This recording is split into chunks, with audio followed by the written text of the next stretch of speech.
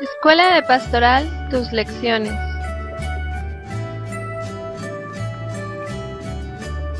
Luz y Sal, espero que se encuentren muy bien. El día de hoy vamos a intentar reflexionar un poco más sobre la lección número 18, Cristo nuestro rescate. Pues bien, nos dice esta lección que en la pasión, muerte y resurrección de Cristo fue nuestra salvación. Y como antecedentes tenemos principalmente los magisterios, las funciones que dejó Dios al pueblo, que son esas funciones de servicio, y que esas funciones fueron cumplidas en perfección por Jesús. Y estas son la realeza, el sacerdocio y la profecía, como ya vimos en las lecciones anteriores. Pues bien, ahora nos va a hablar sobre la plenitud en el servicio. Ya vimos que esas funciones son para qué, para un servicio. El servicio, como vemos, estas tres funciones que cumplió Jesús, fue para buscar la salvación de la humanidad. Es decir, que el hombre sea salvo, después de haber caído en pecado. ¿Para qué? Para que se cumpliera la promesa antigua que se había hecho, que ya veremos un poquito más a detalle en la lección número 20. Esas funciones de servicio tienen que llegar a una plenitud, es decir, a un perfeccionamiento. ¿Cómo va a ser? Cristo mismo nos lo dice. Nadie tiene más amor que el que da la vida por sus amigos. Ese es el punto principal del servicio, hacerlo con amor. Y a tal grado, al grado máximo, al grado de que puedas dar la vida por alguien más. Tal vez no morir tú, pero ¿de qué forma se puede dar la vida por alguien más? Pues bueno, en el instituto, preparando bien tus lecciones, estudiando bien tu tema, teniendo el tiempo, es decir, haciendo ese sacrificio de tu tiempo para prepararte y para poder dar lo mejor de ti en el servicio. Eso es dar la vida por los demás. Si alguien tiene un enfermo, pues probablemente lo entiende porque tiene que hacer mucho sacrificio de todas las cosas que quisiera hacer por atender a esta persona. Y así mismo en los demás ámbitos que tenemos de nuestra escuela de pastoral. Tenemos que enfocarnos en dar ese servicio, pero a grado máximo. No por cumplimiento, sino por amor. Después tenemos que fue un acto voluntario de Jesús. Esto se debe a que podemos pensar, o pueden decirnos, las personas pueden pensar que Jesús murió a causa de los romanos, como Jesús murió a causa de los escribas, de los fariseos, que Jesús murió a causa de nosotros por nuestra salvación. Y podemos decir que en realidad sí, eso es correcto, pero la verdad es que Jesús murió por su propia libertad. Él tenía la libertad de elegir si moría o si no moría, pero por obediencia lo hizo. Entonces, ese detalle de la libertad es muy importante. Él pudo haber sido apresado antes de su tiempo, pero no fue así. Es decir, que todos estos hechos que acontecieron, que los romanos hayan estado al mando, que los escribas hayan logrado convencer a la gente para que eligieran a Jesús, para ser crucificado, pues fue un acto que tal vez de ellos personal, pero eso fue movido por Jesús. Es decir, Jesús sabía el momento en el que tenía que padecer esta pasión.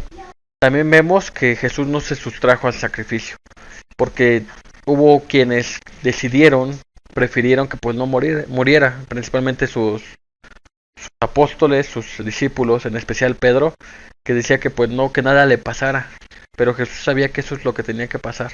Esa era la única forma para redimir al género humano.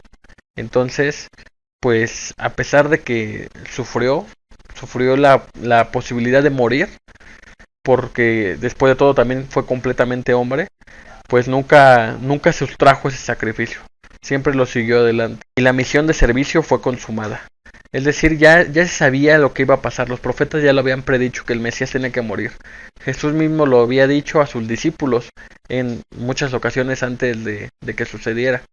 Entonces, esa era la forma en la que se iba a librar el pueblo humano. Y es como lo vimos con Jesús como sacerdote. Jesús, siendo sacerdote, va a entregar al Padre ese sacrificio, que es él mismo, se va a entregar para que el pueblo humano sea liberado del pecado. Después tenemos a Jesús, el siervo sufriente de Yahvé. Y aquí vamos a ver el pasaje de Isaías, donde narra con gran exactitud todo lo que debía de pasar el Mesías, todo lo que debía de sufrir.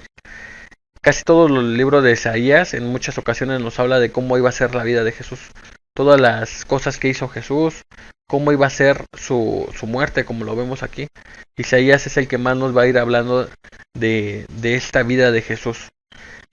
Nos lo habla de una forma muy muy bonita realmente, pero también nos vamos a ir dando cuenta de muchas cosas que tal vez no vemos en el Evangelio. Entonces, esta profecía se cumple desde el punto en el que, como vemos más adelante, que Jesús es abandonado a los gentiles, abandonado en el aspecto de que Jesús es entregado a los romanos, y los romanos pues no tienen misericordia con los que no son romanos. Es decir, que Jesús sufrió golpes, sufrió daños físicos muy fuertes. Los romanos eran una civilización muy bélica, entonces torturaban demasiado. Incluso cuando lo vemos en el Via Crucis, pues podemos ver un poquito de cómo lo sufrió, pero realmente pues fue bastante mayor. En Isaías mismo nos dice que Jesús, no tal cual Jesús, pero que sino que este siervo sufriente de Yahvé llevaba la cara desfigurada, que no se parecía a hombre, sino que realmente sufrió bastante. Fue despreciado principalmente por las personas que lo vitorearon el Domingo de Ramos, que lo recibieron como rey, y después a la otra semana ya querían que lo crucificaran. Ese desprecio pues fue muy feo. Soportó en silencio todas esas injurias, soportó en silencio el juicio en el que estuvo con Pilato, con Herodes, y eso nos lo dice también Isaías, que como oveja iba al matadero. Es decir, las ovejas al ir al matadero van sin hacer ruido, sin quejarse, calladas, mansas. Así Jesús iba al matadero y pues no hizo nada por defenderse, porque ya era su tiempo. Entonces ni siquiera había preguntas que le hacía Pilato y Jesús ni siquiera las contestaba. Entonces vemos cómo se va a ir cumpliendo esa profecía. Azotado, herido y humillado. Pues sí, incluso vemos que ahora representamos a Jesús con una túnica en las piernas, pero se dice que en ese tiempo los romanos, para hacer más humillación a quienes los crucificaban desnudos. Entonces, imagínense el camino, el que es la pasión, esta es la pasión. El camino desde que es apresado en el pretorio, cómo lo golpean antes de ser enjuiciado. El juicio pues ni siquiera se lleva a cabo tal cual, porque pues no es romano, no tiene derecho a un juicio. Es golpeado, va llevando su cruz y es azotado. Y hay que recordar que en ese tiempo pues los látigos tenían incluso como unas pinzas para que desgarrara la piel, para que fuera más doloroso. Entonces pues sufrió muchísimo, fue humillado de una manera increíble que no podemos tal vez entender, y fue ultrajado entre malhechores, es decir que queda entre dos ladrones, para que se cumplan las mismas profecías. Uno de ellos pues ya sabemos que es el buen ladrón. Este buen ladrón pues nos habla un poco de cómo Jesús es compasivo aún así en todas las circunstancias, a pesar de todo lo que está sufriendo, es compasivo con los que se arrepienten. ¿Todo para qué? Para que muriera por nosotros. Murió por nuestros pecados, murió por nuestra salvación, que no es más que poder volver a reconciliarnos. Ya lo vimos en la primera lección, la religión, que es religar, reunir de nuevo esa relación que teníamos con el Padre, que fue rota por el pecado, poder volverla a unir. También nos habla de que en algunas partes, siglos después, hasta la fecha, han querido buscar situaciones diciendo que Jesús no murió, que Jesús realmente no murió, que Jesús solamente se hizo el muerto y que después estaba bien, buscando formas de dar a entender de que Dios no puede morir, de que Jesús, al ser Dios, pues no puede morir, porque hay quienes niegan que Jesús fue hombre y hay otros que niegan que Jesús fue Dios, y nosotros pues aceptamos que Jesús es hombre verdadero y Dios verdadero. Es esa unión hipostática que lo une. Pero esas teorías en que la que Jesús no murió van mucho más lejos de lo que nos dicen los evangelios. Los evangelios pues tenemos a los apóstoles, que son sus seguidores de primera mano que vieron que murió, en especial Juan, que estuvo con él. Después tenemos a Poncio Pilato, que era el procurador, que seguía toda este Via Crucis que tuvo nuestro Señor desde el pretorio, viendo que se cumpliera realmente el mandato que había dado. Y por otro lado, los sumos sacerdotes, que tenían que ver que realmente muriera. No podían dejar de lado que aquella persona que querían que ya muriera, que querían enjuiciar, pues que se salvara, es decir, que escapara, que no se muriera, sino que ellos también tenían que estar muy atentos. ¿Cómo era la redención en el Antiguo Testamento?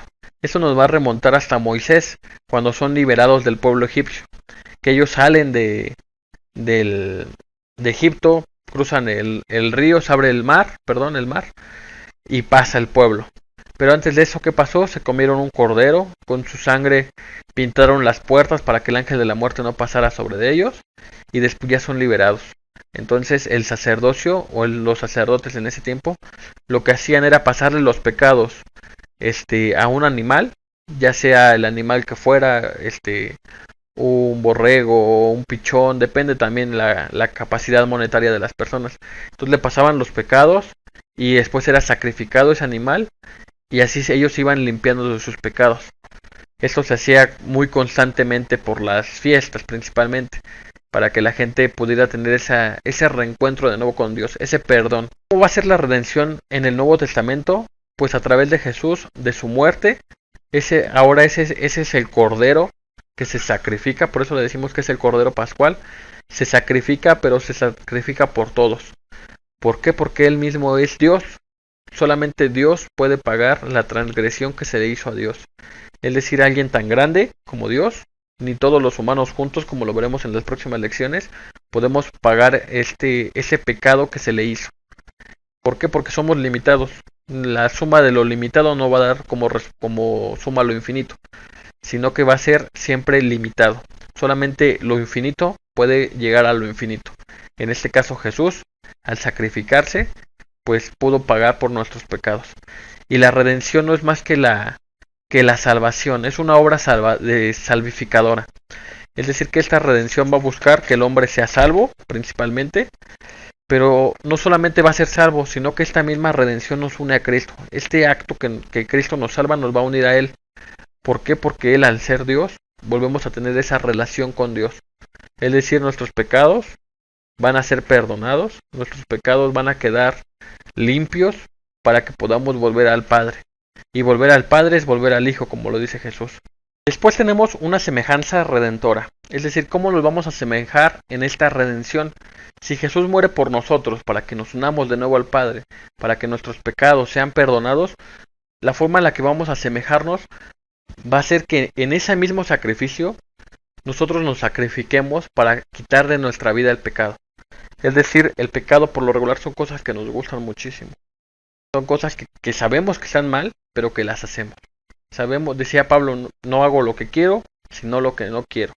Entonces, tenemos que ir sacrificándonos, irlos quitando poco a poco, irnos limpiando.